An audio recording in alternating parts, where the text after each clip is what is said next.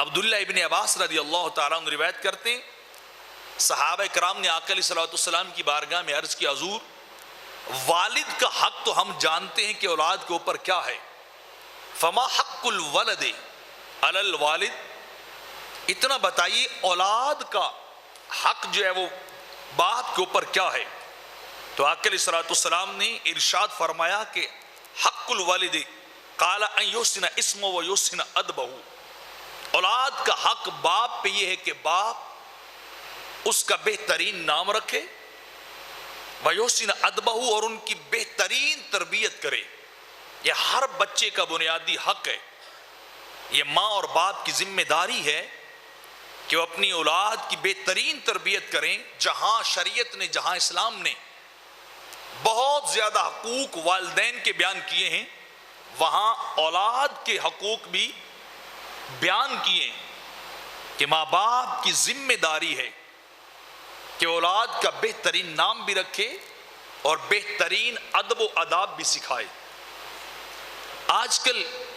عمومی طور پہ نام رکھنے پہ بچوں کے لوگ بالکل نہیں دیکھتے کہ ہم کیسا نام رکھ رہے ہیں، بس کوئی الگ تھلگ سا لفظ اسم ہو، کلمہ ہو، اس کا معنی چاہے جو بھی ہو بس وہ رکھ دیتے ہیں اور نہیں جانتے کہ یہ کلمہ اس کا مفہوم کیا بنتا ہے، اس نام کا مطلب اور معنی کیا بنتا ہے، یہ نام رکھنا درست تھا بھی یا کہ نہیں تھا،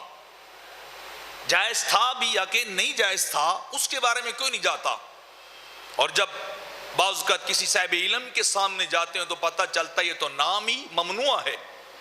کیونکہ آقا علیہ السلام نے بھی کچھ اسماء تبدیل کیے تھے، بچوں کے بھی اور صحابہ کرام کے بھی نام بدل دیے تھے، لیکن وہ اس وجہ سے بدلے تھے کہ ان اسماء کے اندر یا تو کبر بڑائی پائی جاتی تھی یا اللہ کی نافرمانی کا مفہوم پایا جاتا تھا، یا ان کے اندر جو ہے وہ کسی طرح کا ایسا معنی تھا جو اسلامی طور پہ درست نہیں تھا۔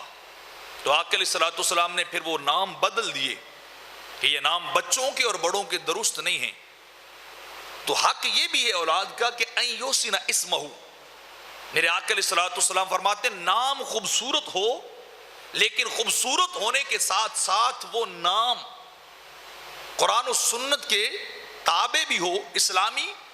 شریعت کے تابع بھی ہو، کہیں ایسا نہ ہو کہ کوئی ایسا نام رکھ دیا جائے کہ جس میں اللہ کی ناراضگی کا پہلو پایا جائے، اللہ کی نافرمانی کا پہلو پایا جائے،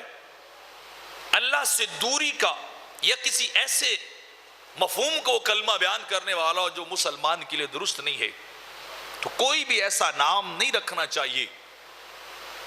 جو اسلام کے خلاف ہو، تو نام رکھتے ہوئے قرآن و سنت کو سامنے رکھنا چاہیے۔